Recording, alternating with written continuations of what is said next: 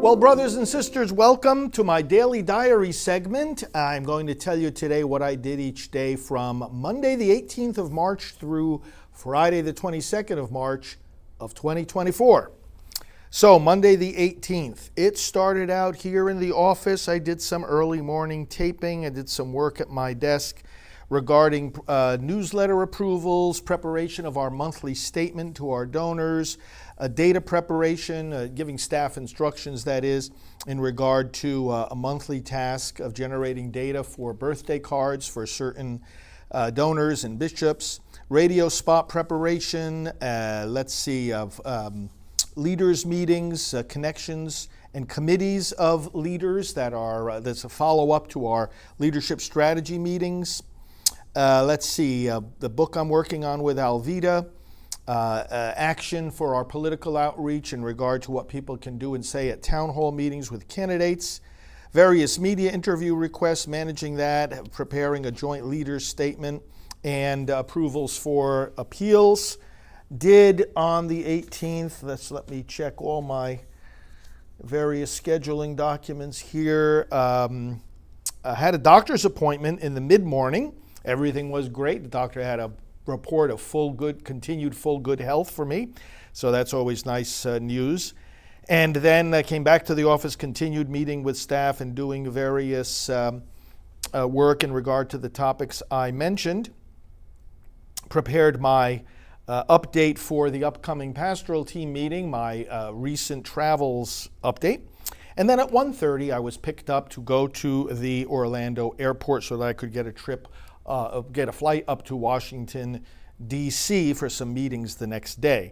So I did usual work in the car, at the gate, on the plane, in the car on the way back to the hotel, doing various emails and communication with staff. Settled into the hotel on the night of the 18th and went to bed fairly early. Tuesday the 19th. Started out there in Washington. Now, I had on the 19th a meeting, and our executive director came up to Washington for the same meeting with the Conservative Action Project. So these are conservative leaders getting together for strategy, various speakers like Congressman Jim Jordan and also Speaker Mike Johnson and other key leaders came to speak to the group. We got together very early, went over to the hotel where that was taking place and networked with all the other leaders and heard the different presentations taking place. Then I left that meeting a little bit early after having a quick lunch, and then early afternoon headed back to the airport in Washington to catch a flight to Palm Beach, Florida. On the way, both in the terminal and also on the plane, I did various work with emails having to do with a planning of a possible Florida March for Life, approvals of our May newsletter, comments on the 2025 budget proposal from the Biden administration, filled, as you can imagine, with all sorts of pro-abortion stuff. Volunteer recruitment for Priests for Life, did some work with staff about that.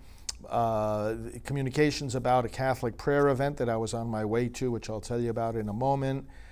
Working with different election information to send out to our volunteers, as well as planning of broadcast schedules, approvals for our newsletter, and also trip plans for upcoming invitations.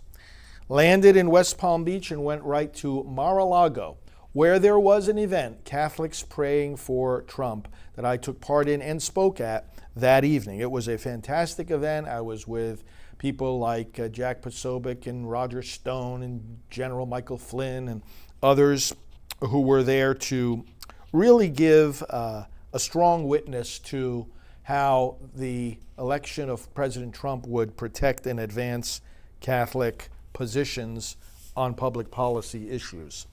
So that was the 19th. That evening went very, very well after I spoke and greeted everybody and networked with people, and stayed there very late, went back to the hotel, and it was a short night's sleep because then the next morning, Wednesday the 20th, I was taking off on a 6:30 a.m. flight from West Palm Beach up to New York.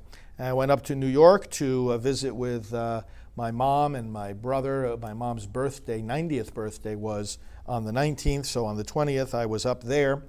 On my way there and on the plane, I did various work on my laptop with emails, approving certain appeal letters, getting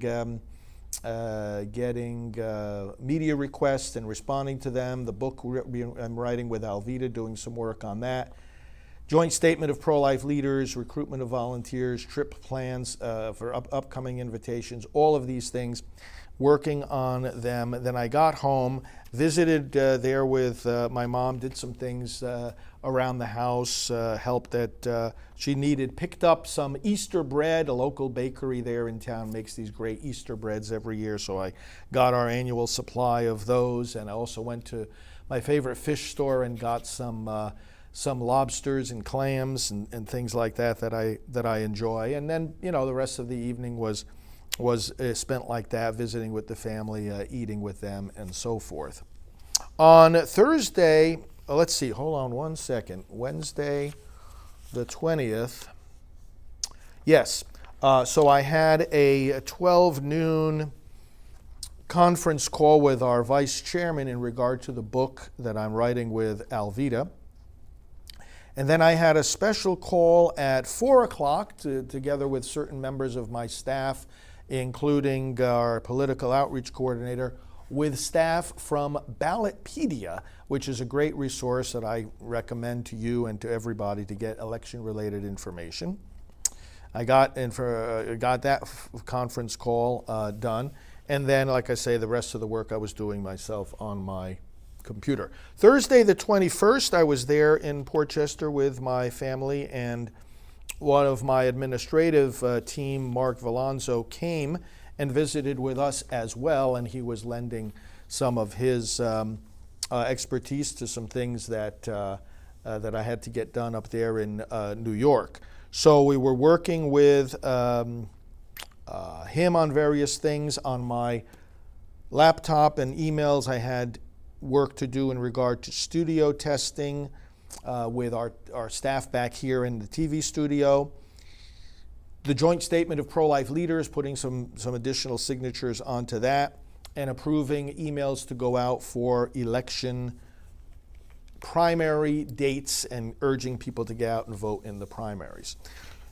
Back on the work done in Portchester, I had a special phone call in the afternoon. First, I had to went with my mom to a couple of banks to handle some financial matters. And then I had a special phone call in the late afternoon with a pro-life activist that I had met at Mar-a-Lago, and we're planning some joint activities. And then in the evening, on Thursday the 21st, after we did the business of the day, we had, together with some relatives, the 90th birthday dinner for my mom, and that was very nice, held at one of the nice restaurants there in Portchester. Finally, Friday the 22nd, there in New York, still visiting with my family, interacting with the office, jumped on the staff briefing in the morning, and had a 10 a.m. meeting with some staff in regard to our texting service that we use. Also had a meeting with the board chair of National Right to Life and head of Florida Right to Life. So took care of these different phone calls, and then had obviously visiting time with my mom, and then was picked up midday to go to the White Plains Airport to fly back to Orlando.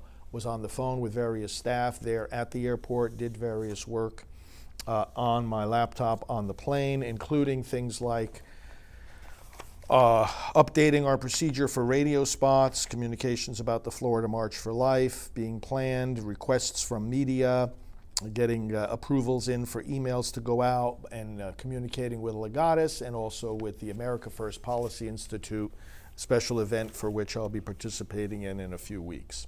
Got back to my office happily, did some work there in the evening, unpacking and getting some things in place for the work of the coming week, and that concluded there with some quiet work in the office the night of Friday, March 22nd. So that's what I did from the 18th to the 22nd of March.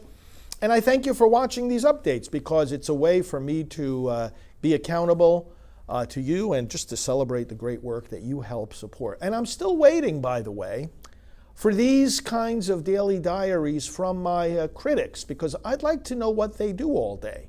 I really would. I mean, besides criticize, and make up stories that they don't know the first thing about.